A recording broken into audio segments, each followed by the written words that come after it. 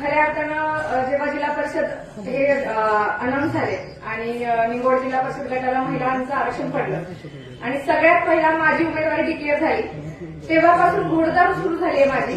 आणि तुम्हाला सगळ्यांना एवढं सांगायचं आहे, मी निंगोड जिल्हा परिषद गटामध्ये सगळ्यांना अडकवून ठेवलंय. बाकीचे 3 गट तुम्हाला पूर्ण खुला दिलेला आहे.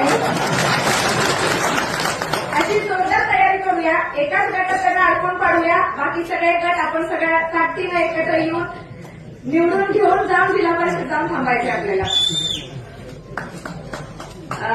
खरं तर मला सगळ्यांना सांगायचंय, राजकारण हा पेशा नाहीये माझा, पण इथे येताना माझ्या लोकांची जी अपेक्षा आहे, खूप सारी अपेक्षा आहे, खूप छोटी अपेक्षा आहे.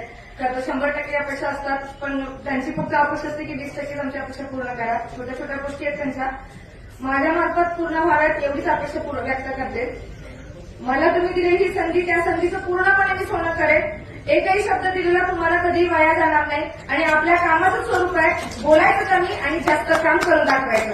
अध्यक्षांची साथ घेऊन, भैयांची साथ घेऊन आपण सगळेजण एकत्र आपल्या शिवसेनेला खूप सारा पाठिंबा द्यायचंय. इथून पुढे मी रोजच बोलणार आहे, तुमच्याबरोबर रोजच संवाद साधणार आहे. खरं तर आज अध्यक्ष आणि भैया आपल्याला भेटलेले आहेत आणि त्यांना खरं तर त्यांचं मनोगत व्यक्त करायचंय. आपल्याला त्यांच्याबरोबर संवाद साधायचंय. जास्त वेळ घेत नाही, वेळ फार कमी आहे, कारण खूप जण खूप वेळापासून थांबलेले. एवढंच बोलते आणि थांबते. धन्यवाद.